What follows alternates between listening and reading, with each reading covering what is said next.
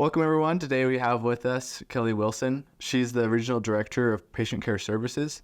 Thanks for being with us, Kelly. Thank you. It's nice to be here. So today, the purpose of this video is to talk about hospice care, kind of more at a deep dive than we have in the past. Talk about some of the big misconceptions people have, and more of a deep dive into hospice care itself, with kind of what Kelly shares with oncoming patients and family members and such. And then lastly, we will talk about how is it paid for? How do people afford hospice care? So Sounds great. Let's get right into it. So yeah, we'll start off first with that. What are some of the big misconceptions? Like I've heard people kind of say some kind of crazy things when it comes to hospice care. I think one of the biggest misconceptions of hospice care is people hear the word hospice and maybe somebody's had a loved one on hospice years ago, or they worked in a facility years ago. And the first thing people think of is, oh my gosh, this means I'm dying tomorrow. And this hospice company is going to come in and they're going to set up a hospital bed in my home, and they're going to put me in this hospital bed, and they're going to give me a lot of morphine and knock me out. I'm not going to be able to communicate with my family and expedite my death. And I think that's it's heartbreaking for me because it's such a big misconception. And maybe years ago, I'll admit, I was a CNA in a facility, and it felt like that's what we were doing. Somebody was on hospice and they were in bed and we were just around the clock giving them morphine. And that's not what we do. Hospice has come so far, and it honestly is a beautiful program. And it really is, as I tell people, it's a focus on, yes, this is a new chapter in life. You are on a new journey, and we are here to join your journey with you. And how can we support? And so I oftentimes also tell people that it kind of goes with, today is a gift for you and I. Tomorrow's not promised. So I want to each day live my best life. I want to do the things that I enjoy doing and being with friends and family. And what does each day look like for me? It's the same thing on hospice. We're coming in and saying, okay, this is a new journey, and we're here to support your journey. And it's all about the patient. It's all about the family. It's not about us. And so I think it's important to note that, one, we always want to take into respect, what does this journey look like for you? Two, we want to know how we can best help. Three, we want the patient to set goals, just like we will set a care plan with goals on it. Mm-hmm. And also the family to set their own care plan and goals. And I think that's very important to know. So I oftentimes tell people, and even when I'm speaking with doctors, that we come in not, okay, Tyler, you're dying. We're here to help you. We're coming in and saying, Tyler, this is a new journey, and we're blessed and so grateful that we get to be on this journey with you. What are some goals you have? What does this look like for you, and how can we best help? And it's all about living right now, right? It's all about living. That's cool. It's like patients able to say, okay, this is what I envision for the end of my life. This is what I want to do. Right. Rather than, okay, you're confined to this. It's like, how do you want to do it? Yeah, and people do. I had somebody say to me yesterday, I was out and we were speaking with a cancer center, and they said, so they're not confined to the home, right? And it was somebody that worked there, and she's new. And I said, absolutely not. And people sometimes get mixed up with home health. Yeah, Medicare requires you to be homebound for home health. But with hospice, we encourage our patients, you go do the things that you love and that you can do. So if you're having a good day, go do something you enjoy doing. If you want to make a bucket list, and if you want to go on a trip, go. And how can we help? How can we help you get this all set up?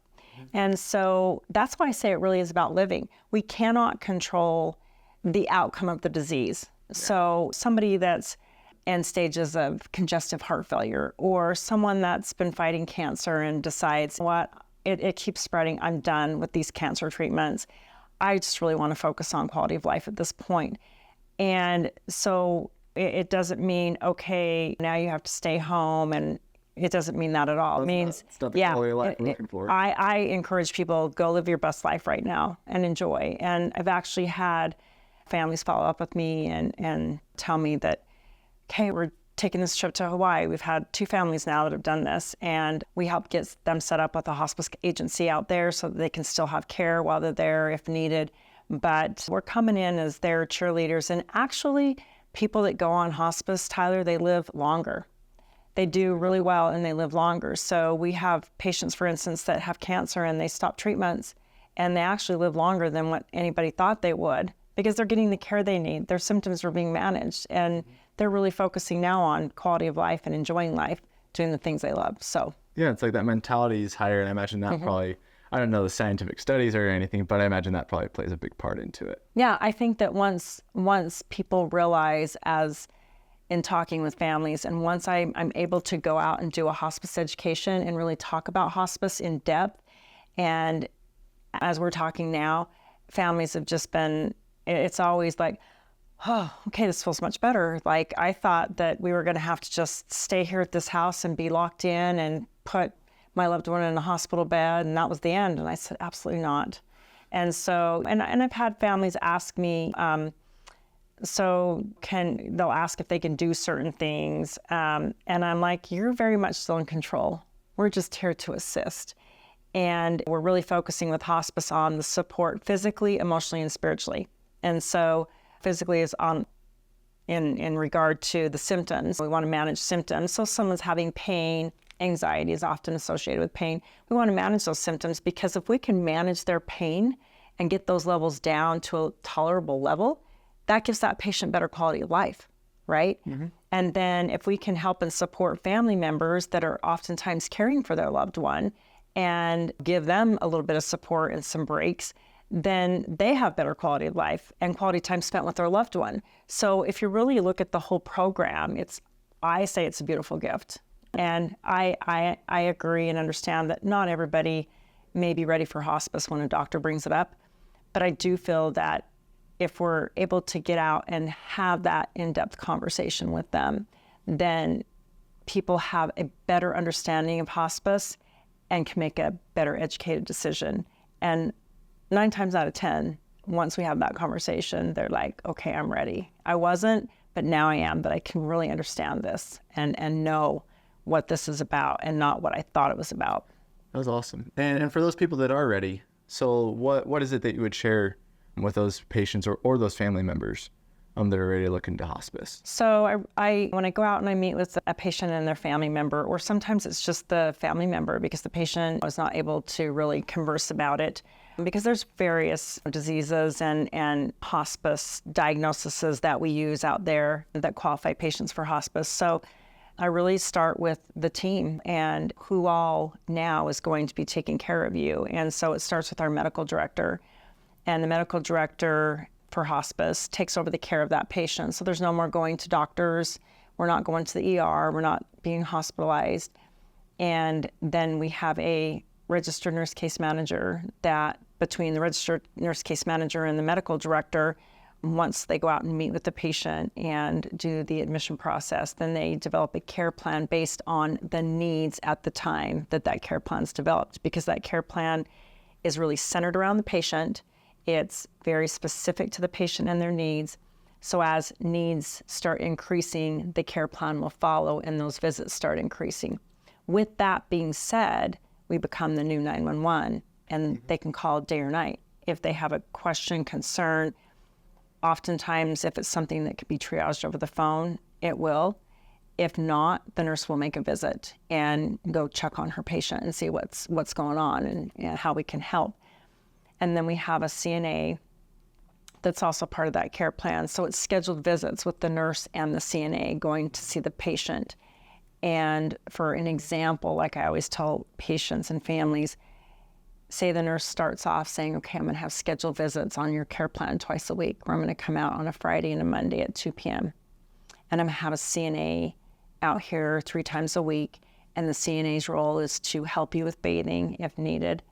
If it's oftentimes maybe a spouse caring for their spouse, little things that we can do to help that spouse, like maybe run the vacuum in the room within that hour the CNA's there, change the sheets on the bed, sometimes getting a little meal prep, like a little lunch, because the spouse wants to go out and run errands while the CNA's there. And that's getting that spouse that chance to get out for a minute.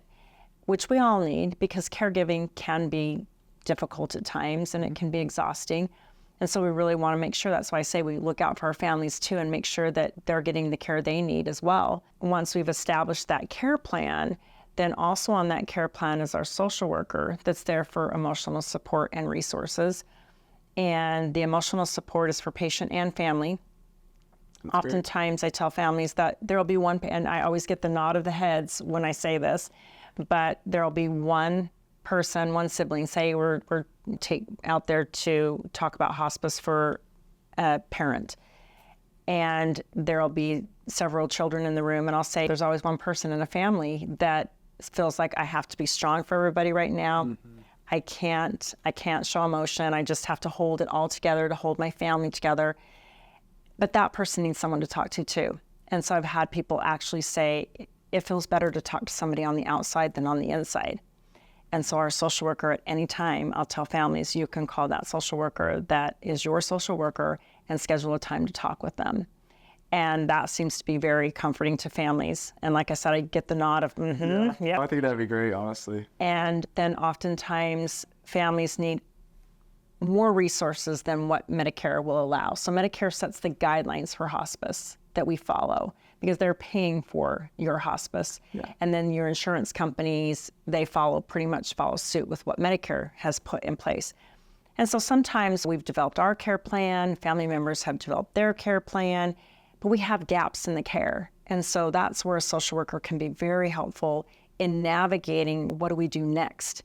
And I'll tell families there's private duty companies out there. Unfortunately, that's not covered by hospice, but I've seen families say, well, each child will pay so much to help get private duty in there because maybe they all work when mom's trying to take care of dad and mom's elderly too. And so we can help with getting private duty set up and getting them with agencies that they can interview and they can go with who they feel is most comfortable for them.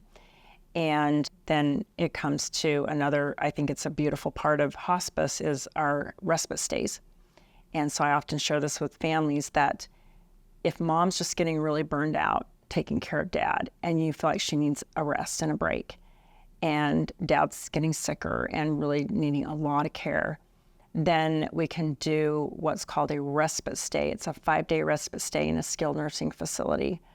And it's set up, our social worker helps to set that up, and we'll often call several facilities that we work with that we feel comfortable having our patients there and let the family know these are your options. Go tour and see what you're most comfortable with. And so if mom needs a break or maybe there's a wedding out of state and everybody wants to go and it's like, well, what do we do with dad?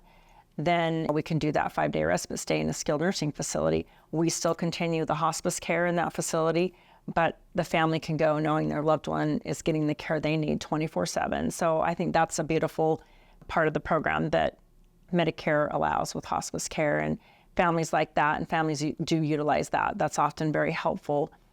And then we have music therapy, which is often very relaxing and patients love that.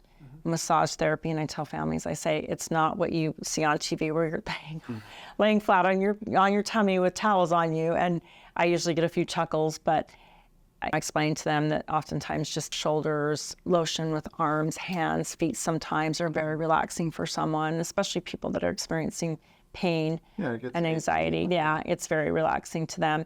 And then we have our volunteers. And our volunteers can also be a big helpful resource on the hospice team. So if daughters maybe want to get mom out to go get a pedi and get her hair done for a couple of hours and say, well, what are we going to do? We can't leave dad alone. Then the nurse can help set up a volunteer to come and sit with dad.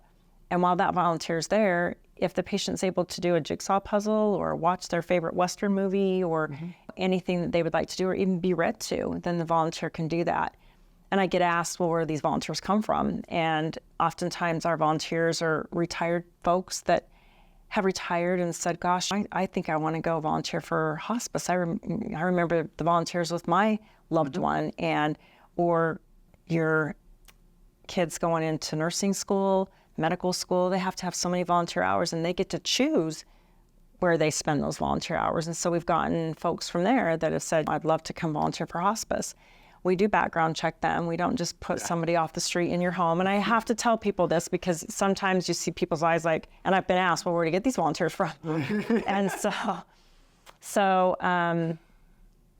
that's oftentimes very helpful for families, and they love that idea too. So if you can see when you put the whole team together, how much support and how much we're really working with the family, for the patient, with the patient, and they're still very much in control, and we're just joining this journey with them and trying to make it the best journey. And Tyler, I'll be honest with you, I've told patients and their families before that I know that the hospice conversation sometimes is kind of really sad, for some people scary. And I always tell them that even though it's a sad time when we lose our loved one, I want you to say, as I did with my own mom, and I was scared to death, and I do this for my living. This is my career, which I'm so passionate about, and I was frightened with my own mother. But I walked away saying it was a good experience, and I could not have done this without the support and love from the hospice team. And I share that with families, and that's important to me, that our families, and we've gotten so many letters saying thank you so much because we couldn't have done it without you guys. And I think that's important. And then we'll get calls and people saying, geez, you took care of my friend's dad on hospice and they told me to call you, we need help with our mom. So I think that's important. And I think that once people have that experience, and like I said, education is key, that more people are more relaxed and more comforted going into hospice than the fear that's out there right now. Yeah, no, I totally agree. And the last question we have is, how does someone afford to pay for hospice care? There's no way it can be cheap or anything like that. That's a good question. And that often comes up. So Medicare and most insurances, as well as Medicaid, will cover hospice at 100%. With that being said, the hospice team is covered at 100%. Any durable medical equipment that we need, whether it's a wheelchair walker, hospital bed, oxygen concentrator, anything that provides quality of life for that patient, is covered at 100% and is delivered to their home. Nobody's having to go and pick stuff up. If we need a hospital bed, I often get asked, I don't know how to set that up, and my door's narrow, and they get really nervous, and I say, you just make a space and they'll deliver it and they'll set it up for you. So any durable medical equipment, anything that does not attach to the walls, is covered at 100%, as well as any medications related to the hospice diagnosis are covered at 100% and delivered by a pharmacy, our pharmacy that we use, which oftentimes families love that because they're not going and picking up prescriptions all the time. So the nurse keeps a close eye on our medications that are there, and when we start getting low, we order more and the pharmacy delivers. So that's covered at 100%. So it's a beautiful program. And like I said, Medicare, most insurances, and Medicaid cover it. That's awesome. And yeah, as I hear you talk about that, I think it was like, oh, that's one less thing they have to worry about. Yep. Oh, that's one less thing they have to worry about. So it really, the thing I love about hospice care, as I've learned about it, is that it really is to help not only the patient, but the whole family be able to have just that extra support that can be a really troubling time of family members dying. It's a lot of extra work and stuff like that people have to do to help care for them. So It's great that hospice is able to come in there and help support that family. Yeah, and take care of, like I said, we're taking care of patient and family, so we're taking care of everyone. And I often tell families that I look at it as if we were to put the patient in the middle of the room and the family's around the patient, right? So we come in and families around the patient, they're taking care of them and they're helping them. I like to look at, and this is an analogy I use all the time with families, is here comes Applegate, and we've got our arms around everybody. And that's how I look at it. Like, we're here to take care of all of you. So awesome. I love it. It's a beautiful program. Perfect. Well, thank you so much, Kelly, for being with us. Thank you. And for anybody that has any questions about hospice care, feel free to leave a comment below and we'll get that answered for you.